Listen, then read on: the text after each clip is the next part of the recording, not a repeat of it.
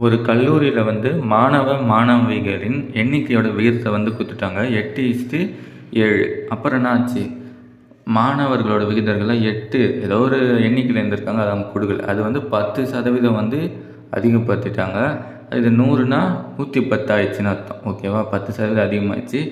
7ன்னு இருக்கு இல்லையா? மாணவிகளுடைய எண்ணிக்கை 20% ஆயிடுச்சு. அதாவது 100ன்னா 120% அதிகமாயிருச்சு. அதுக்கப்புறம் ஓகேவா? அதிகமானதுக்கப்புறம் அவங்களோட புதிய விகிதம் தான் கண்டுபிடிக்கணும் நம்ப. இது நம்ம பாப்புலேஷன் சம்லாம் போடுவோம் இல்லையா? அதே மாரி தான் போடணும். ஃபர்ஸ்ட்டு என்னது அவங்களே குடுத்துட்டாங்க இல்லையா? 8:7ன்னு அவங்களே குடுத்துட்டாங்க. அப்புறம் இது என்ன ஆகுது? 10% அதிகமாகுதுன்னு என்ன அர்த்தம்? பாப்புலேஷன் சம்லாம் போடுவோம் இல்லையா? 110/100ன்னு அதே மாரி தான் 8 கூட என்ன பண்ணணும்?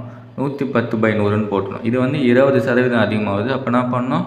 120/100ன்னு போட்டுறணும். அதுக்கப்புறம் நம்ம என்ன பண்ணலாம்னா, நம்ம அப்படியே அடிச்சாலும் அடிக்கலாம். ஓகேவா? இத அப்படியே கூட கேன்சல் பண்ணலாம். அப்படி இல்லன்னா அந்த ரேஷியோன்னு என்ன அர்த்தம்? டிவைட்ல இருக்க மாரி தானே அர்த்தம். இந்த மாரி டிவைட்ல எழுதிக்கிட்டு, அதுக்கப்புறம் கீழ இருக்கிறது மேல நான் ரெசிப்ராக்கல் ஆயிடும் இல்லையா?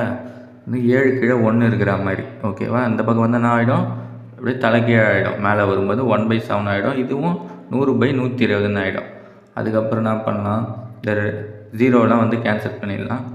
இந்த 0 இந்த 0 அப்புறம் இந்த 100 100 கேன்சல் ஆயிடும். அப்புறம் இத மல்டிப்ளை பண்ணா கிடைக்கும். 88 கிடைக்கும்.